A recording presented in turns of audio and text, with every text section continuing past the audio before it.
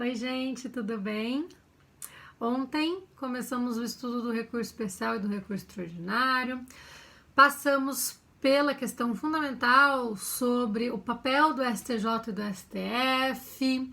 Vale ressaltar aqui, acho que não disse exatamente isso no vídeo de vocês ontem, mas é importante ressaltar que esses tribunais não são tribunais de terceira instância. É equivocadíssimo dizer que o STJ e o STF são tribunais de terceira instância, justamente porque eles não existem para revisar decisões pura e simplesmente, mas sim para averiguar e corrigir ilegalidade ou inconstitucionalidade, dizer como a lei e a Constituição devem ser interpretadas.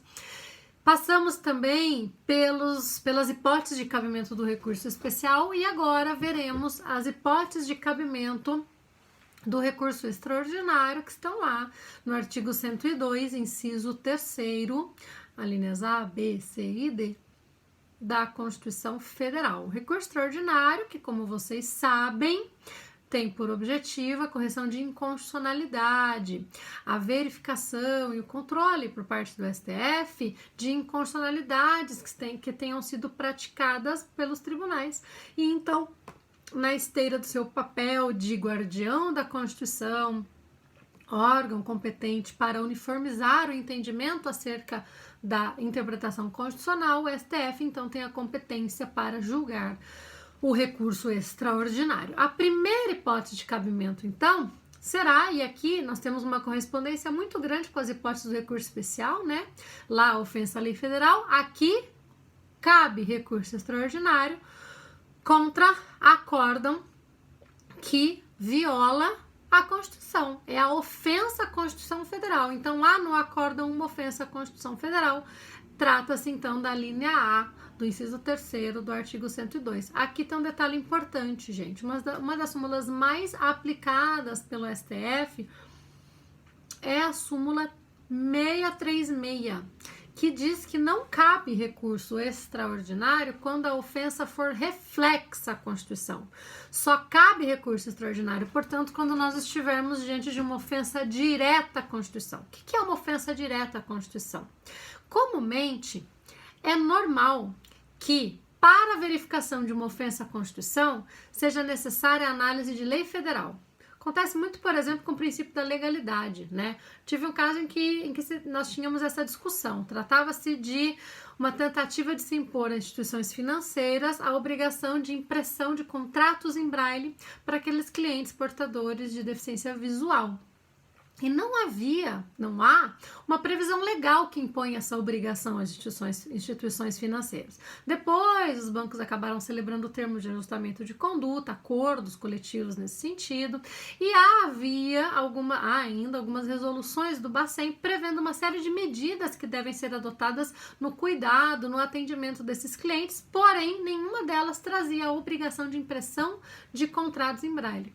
E nessa ação, que era uma ação coletiva, não só o banco foi condenado a fazer esses contratos nessa modalidade, como também a indenizar a coletividade por não fazer isso, por não ter essa conduta, né? Então, é muito interessante pensar, né, que depois, inclusive, as instituições fizeram TAC prevendo essa possibilidade de entrega desses documentos em braille, muito razoável, muito importante isso, porém, não havia uma obrigação legal disso, né? Alegamos, então, que haveria ali uma ofensa à legalidade, afinal de contas, eu não era obrigada a fazer aquilo, porque então eu estou sendo o banco está sendo punido com uma indenização por dano moral coletivo por não ter cumprido. Que ato ilícito é nisso, né? Essa questão chegou no TJ do Rio de Janeiro, na época. Lembro que fiz, inclusive, sustentação oral nesse caso. E acabou-se entendendo que a obrigação estaria correta, afastou-se a indenização, não me lembro muito bem, eu sei que acabou se mantendo em boa parte a decisão e nós fizemos um recurso extraordinário para dizer, olha, existe aí uma ofensa ao princípio da legalidade, porque a Constituição diz que ninguém será obrigado a fazer algo se não previsto expressamente em lei, e não há previsão legal. A resposta do STF para nós naquele recurso extraordinário foi, não há como investigar se há ofensa à legalidade sem olhar para a lei, que você disse que não prevê isso, e ao olhar para a lei eu estarei somente tangenciando a Constituição Federal, reflexamente analisando a ofensa à Constituição Federal. O STF faz muito isso também com relação ao princípio do contraditório, por entender que a verificação sobre a existência efetiva de violação ao contraditório exige a regulamentação que se faz sobre o contraditório nas várias regras, né, e que aparecem no Código de Processo Civil de 2015. Então, saber se ao não ofertar uma determinada manifestação à parte houve ofensa ao contraditório, não exige que se analise a previsão constitucional do princípio do contraditório, mas sim que se analise a previsão do CPC específica para aquele procedimento que está sendo analisado, para então se verificar se houve essa ofensa ao contraditório. Essa é a ideia de ofensa reflexa. Para eu chegar na Constituição, eu preciso passar pela lei federal. Se, para chegar na Constituição, eu preciso passar pela lei federal para entender a ofensa, então, nesse caso, o STF entende que se trata de ofensa reflexa, e aí nós não temos condições, ele não conhece, né? Nós não conseguimos fazer com que esse recurso seja conhecido, isso é bem importante. Há, porém, uma previsão bem interessante, gente, que apareceu no Código de Processo Civil de 2015, que está lá no artigo 1033 do CPC. Ela vai trazer a ideia de que, se no recurso extraordinário o STF verifica que a ofensa é reflexa, significa que ele está dizendo que é possível que haja uma ilegalidade. Não temos como saber, mas a questão é de legalidade, então a questão cabe ao STJ. Nesse caso, o STF deve remeter o caso para que o STJ conheça do recurso como recurso especial. Isso é bem interessante. Assim como no 1032, há uma previsão que vai dizer que se o STJ identifica que a questão de direito federal, na verdade, é uma questão constitucional, neste caso, ele deve intimar a parte para complementar o recurso extraordinário com indicação do requisito da repercussão geral e remeter o recurso para o STF conhecer do recurso como recurso extraordinário. Isso é muito legal. Essas previsões dos artigos 1032 e 1033 merecem ser muito elogiadas, porque elas acabam quase que salvando, né, o recurso especial e o recurso extraordinário quando há uma certa confusão entre o que é a questão de direito federal e o que é a questão constitucional.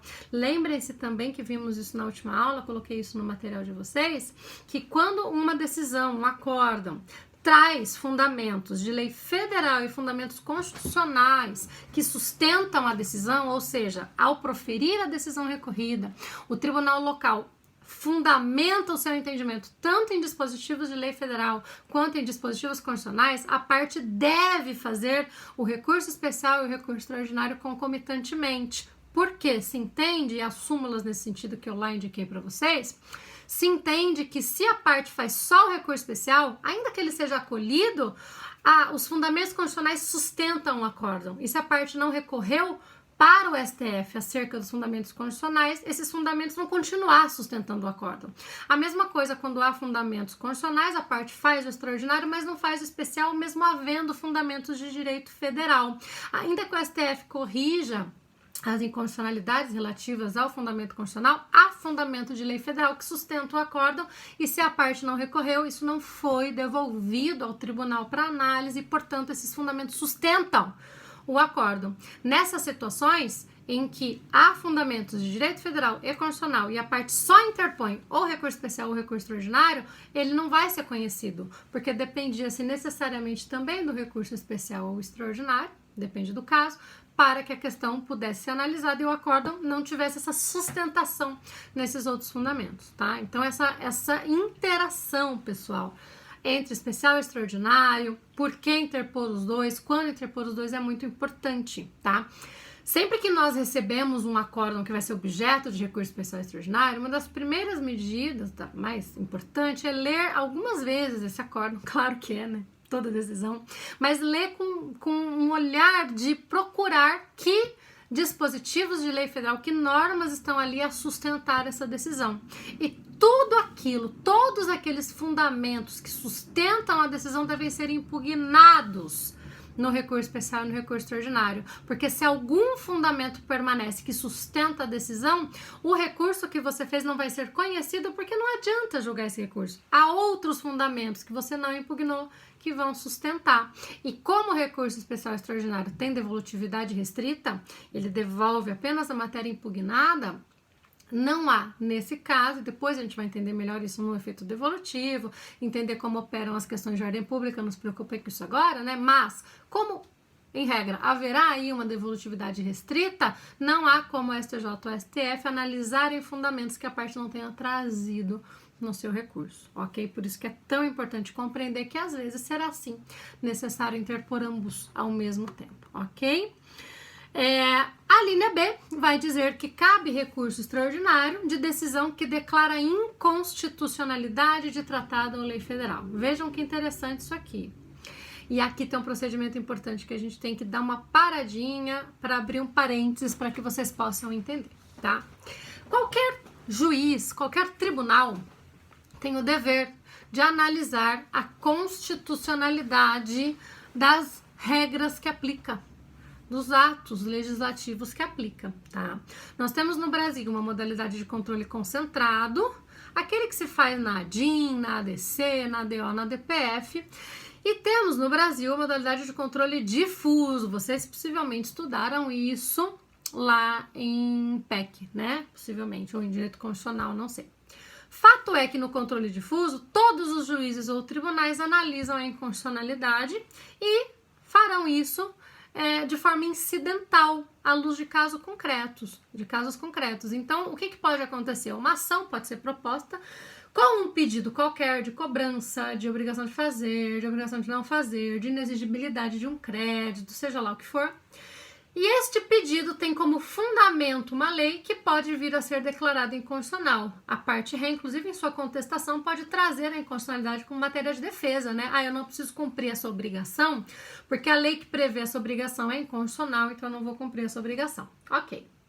Vem o juiz, então, na sua sentença e analisa a inconstitucionalidade daquela norma, daquela lei, para chegar na análise do pedido formulado pela parte. Por isso que é incidental e olhando para um caso concreto. Para eu saber se a Thaís tem a obrigação de cumprir tal coisa, eu preciso primeiro saber se a lei que fixa essa obrigação é constitucional ou não. É incidental, é como defesa, né? Aparece ali não como pedido principal a inconstitucionalidade e aparece à luz do caso concreto. Por isso que esse controle é difuso, incidental e concreto. Bom, desta sentença, que pode vir a declarar ou não a inconstitucionalidade, né, para então julgar o pedido de obrigação de fazer, de cobrança, seja lá o que for, cabe apelação.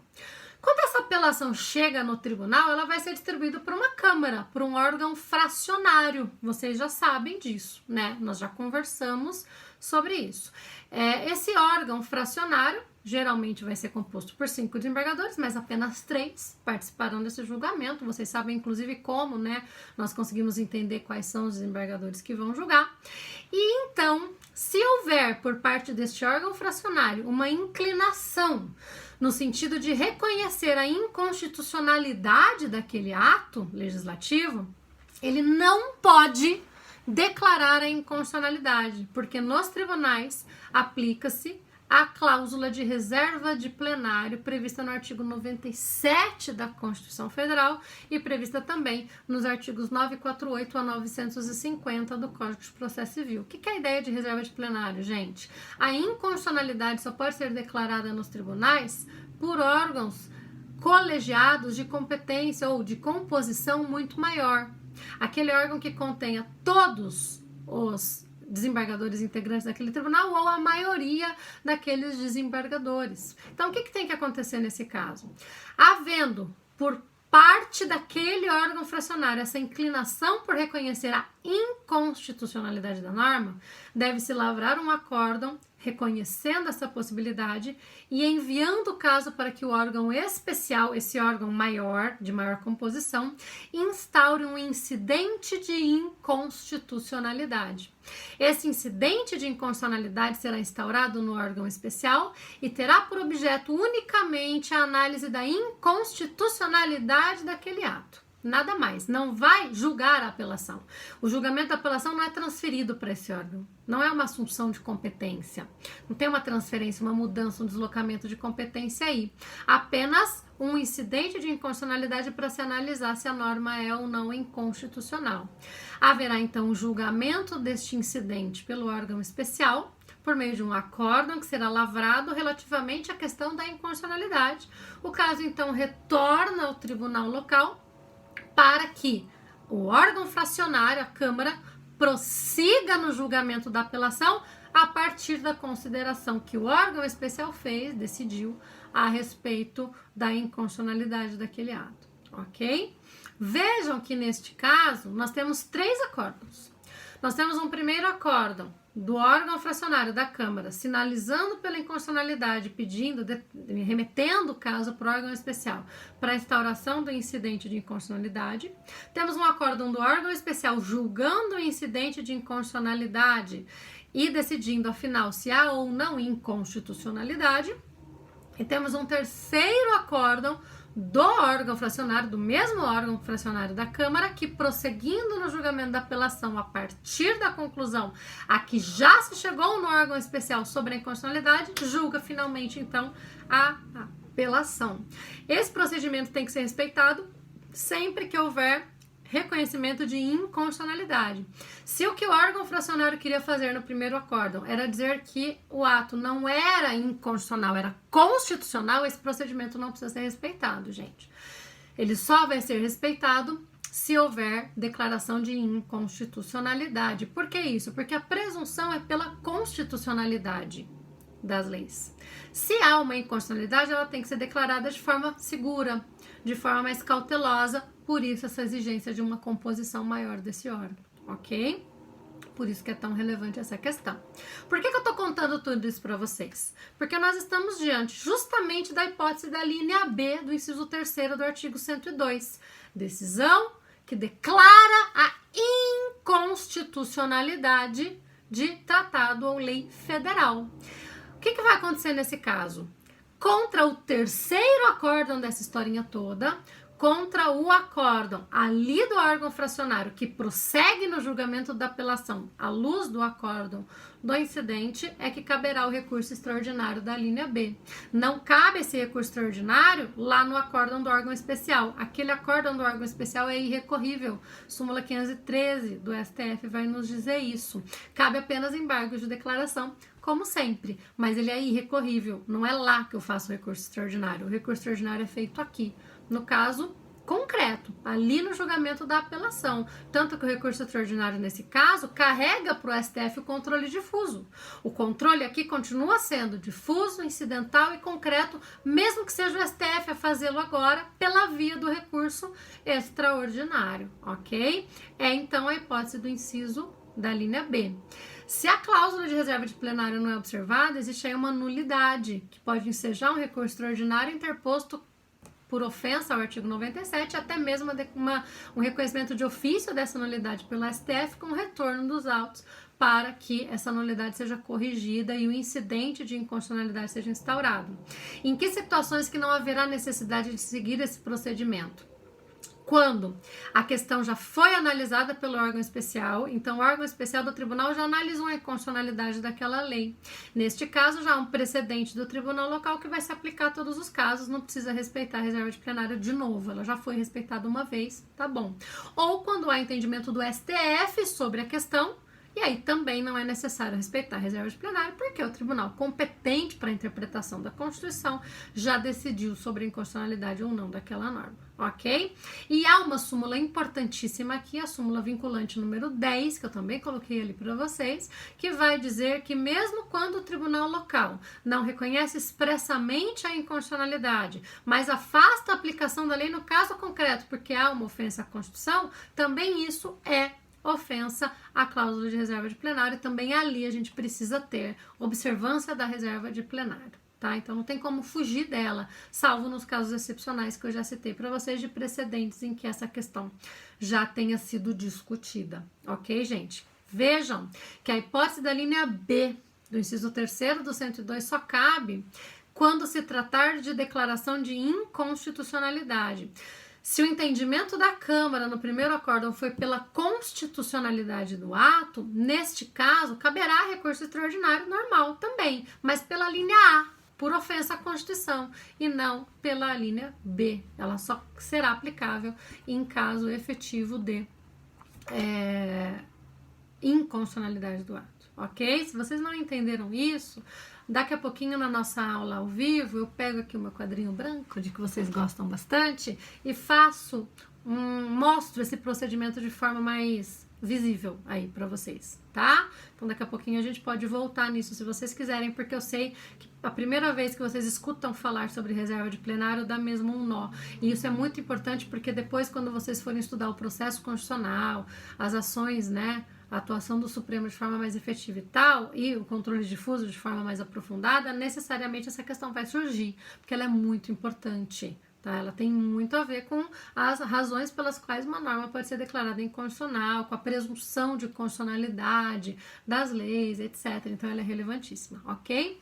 A linha C do inciso 3º do artigo 102 dirá que cabe recurso extraordinário de decisão que julga válida lei ou ato de governo local contestado em face da Constituição Federal. Lembrem-se do que vimos ontem a respeito do recurso especial com base na linha B do inciso 3 do 105. Que eu disse para vocês lá, eu citei inclusive aquele caso da resolução do PROCON de Foz do Iguaçu, que instituía a obrigatoriedade de preparo administrativo e recurso administrativo, o que afrontava a lei federal que institui o PROCON em âmbito nacional. Imaginem que aquela mesma resolução não afrontasse apenas a lei federal que institui o PROCON, mas também a própria Constituição, que garante no seu artigo 5º o direito de petição. Nesse caso, eu tenho um ato de governo local, ou seja, um ato infralegal, não é um ato legislativo, tá? Não é um ato legislativo, não é uma lei editada pelo Poder Legislativo, é um ato do município, do executivo, por exemplo, aqui como nesse caso do PROCON, e esse ato viola a Constituição. Vejam que nesse meu caso do PROCON que eu citei para vocês, nós temos a interposição de recurso especial extraordinário, porque a resolução do PROCON ofende a lei federal que institui os PROCONs em âmbito nacional e ofende a Constituição Federal no direito de petição. Então dá para fazer recurso especial com base na linha B do inciso 3 do 105 e dá para fazer recurso extraordinário com base na linha C do inciso 3 do 102, concomitantemente. Foi o que fizemos nesse caso. Depois, inclusive, o Supremo veio a editar súmulas vinculantes, dizendo que seria, sim, inconstitucional, é inconstitucional a exigência de preparo para recurso administrativo, porque viola justamente o direito de petição. Então, vejam como de um mesmo acórdão nós podemos extrair que um ato de governo local viola tanto a lei federal quanto a Constituição. Cabe tanto RESP quanto recurso extraordinário, ok? E, por fim, atenção agora à linha D do inciso 3º do artigo 102, que tem toda a cara de cabimento de recurso especial, mas é a hipótese de cabimento de recurso extraordinário. O que vai dizer? É o cabimento de recurso extraordinário de decisão que julga válida lei local. Agora sim, poder legislativo, não é ato infralegal, é lei local, contestado em face de lei federal. Vocês podem dizer, nossa, professora, mas uma lei local diante de lei federal, quando ofende lei federal, não é caso de RESP? É, mas nesse caso, qual é a questão? Se eu tenho uma lei local regulamentando alguma coisa, disciplinando alguma coisa, e tenho uma lei federal disciplinando a mesma coisa, eu tenho um conflito de competência aí legislativa. A dúvida aqui nesse caso é quem pode legislar. Nos casos em especial de competência concorrente, isso vai acontecer, né? O município pode legislar sobre uma determinada questão, o Estado pode legislar sobre uma determinada questão, a União também pode legislar sobre uma determinada questão. Afinal, de quem é a competência para isso? Isso aparecia muito em ações de acessibilidade em bancos. Ah, mas o município pode editar uma norma limitando o uso de celular em banco? Ou tem que ser a União Federal que tem competência para isso? Então, vejam que eu tenho uma lei editada por um município que confronta com uma lei editada pela União. Mas a grande questão aqui é qual prevalece? A lei editada pela competência do município ou aquela que vem com a competência da União? É uma questão de competência legislativa, gente. E competência legislativa é matéria constitucional, está prevista na Constituição. A resposta, então, tem que ser dada pelo STF nesse caso, porque o STF, olhando para a Constituição, tem que dizer, afinal de contas, de quem é a competência legislativa nesse caso? Para quem a Constituição atribui competência legislativa nesse caso? Para o município ou para a União? É, portanto, uma questão constitucional. Por isso que é caso, sim, de recurso extraordinário. Ok? Hipótese de cabimento de recurso extraordinário era isso. Daqui a pouquinho eu volto com outro vídeo para falarmos sobre os requisitos de admissibilidade do recurso especial extraordinário. Tragam suas dúvidas. Até já!